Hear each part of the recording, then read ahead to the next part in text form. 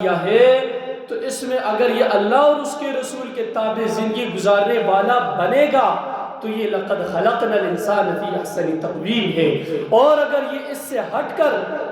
زندگی گزارنے والا بنے گا تو پھر فرمایا کہ جانور کیا چیز ہے، یہ اس سے بھی بدتر ہے۔ پھر بے شک انسان کی شکل و صورت اختیار کرے، پیسہ آئے اور کھائے پیے، معاشرے کے اندر اس کو صحیح نظر سے کوئی نہیں دیکھے گا،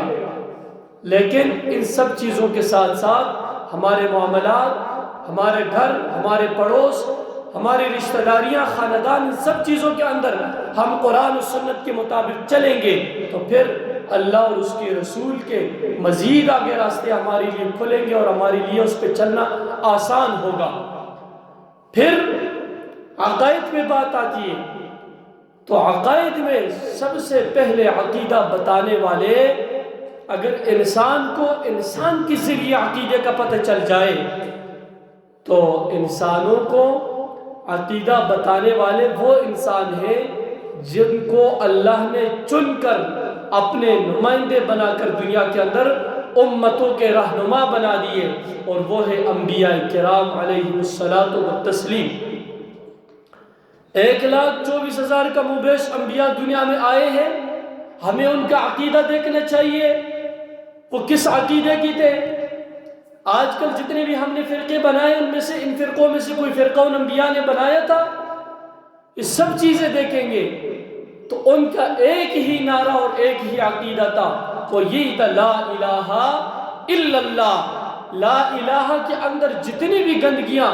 جتنی بھی شرک، خرافات، بدعات، ضلالتیں، ان سب چیزوں کو پیچھے ڈال کر الا اللہ، اللہ کی ضرب کو لگا کر، اللہ کو دل میں بسا کر اور اللہ کے بندوں کو اپنے سامنے رکھ کر انبیاء کرام اللہ کے تعلیمات کو دیتے ہوئے اور ایسے صفحے بنا دی کہ نہ انہوں نے اپنے والدین کے دین کے معاملے میں خیال کیا، نہ اپنے گھر والوں کا خیال کیا، نہ اپنی اولاد کا کیا، سب سے پہلے دین کو مقدم کیا تو انبیاء کرام نے، اور یہ امت کو طریقہ بتا دیا۔ اگر دیکھیں تو ابراہیم علیہ السلام اپنے والد کے ساتھ مناظرہ کر لیں، اپنے والد کے ساتھ بحث تکرار کر لیں، کس کے لیے؟ وہ کوئی اپنے والد کے نافرمان نہیں تھے معاذ اللہ، بلکہ یہ اللہ کا راستہ اختیار کر کے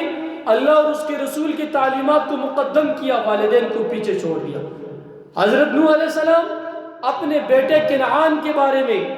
دیکھیں تو توحید کے لیے توحید کا پرچم اٹھا کر